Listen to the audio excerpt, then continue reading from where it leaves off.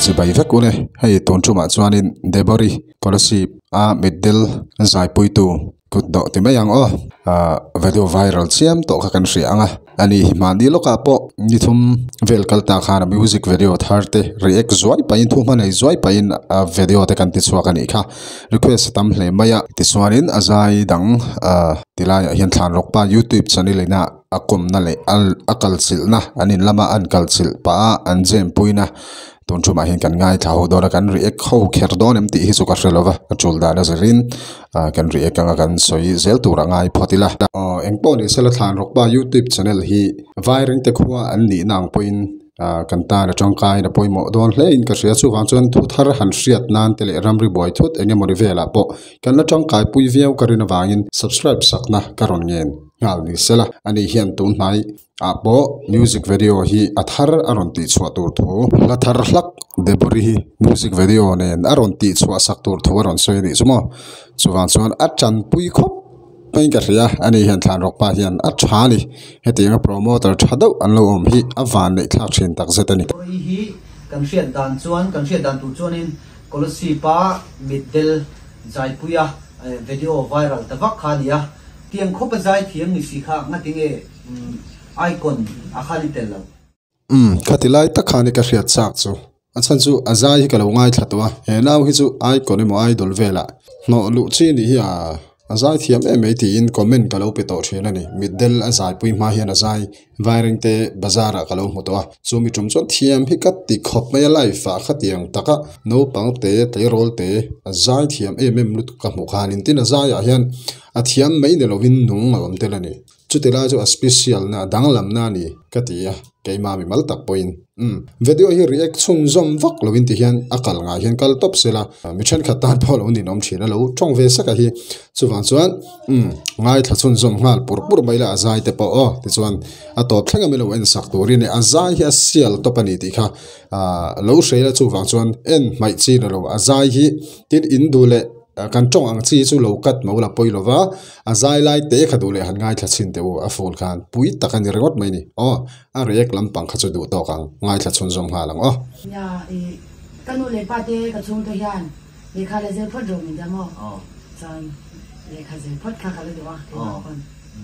min pum hi khong ai mi lo shin debori la chwanomi ani le izai tan hi rei to em are ve to beginner department kan ni khan biakina ka zai masaber income pina ani le kai thiam ya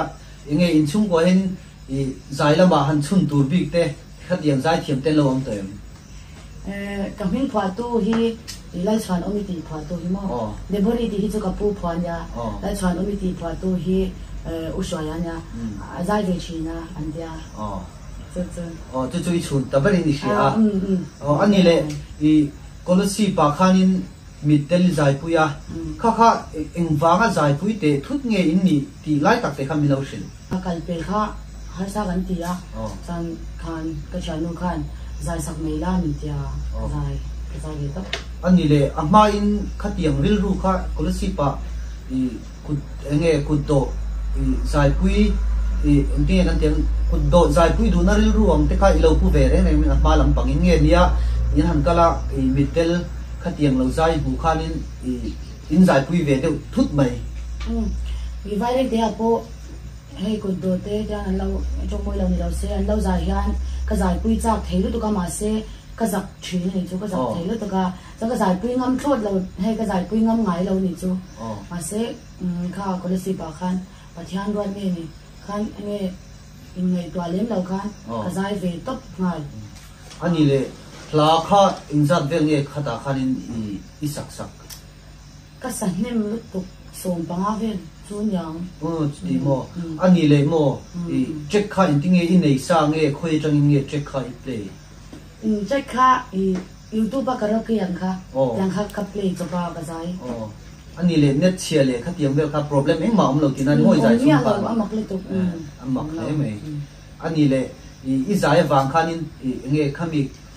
kuddo khan ti meng middle kuddo khanin poisa te kha adon hem phai ni shen don hem pha ve thawin ka sha mi pui khan lo pung khom ve nu la mi khami zai lai khanin I kan nei la ma khan opposite khan tila ma te khan do ko ta te khan lo chu ve mo chuan so ta food pe da chang te po khan min lo en ve a chuan auto stand on kha khat te lai ve la te po khan lo dinga chuan lo en ve a ani le nge exam de shim shim em khami a khanin ka zam no he va za na ka zai sak middle ka zai sak ka wang kan va za na ang chi ya ha om lo ka thian za ra ka zak vak lo ani le pathian hla hianin eng hla nge moi ti ber lal pa cha ti ka moi ka ti ber kolasi pa isak thau kha ani le zanin hian min sak thei ngam kha kha theyang le zanin hian deboin katan nal pa tha ni ti kha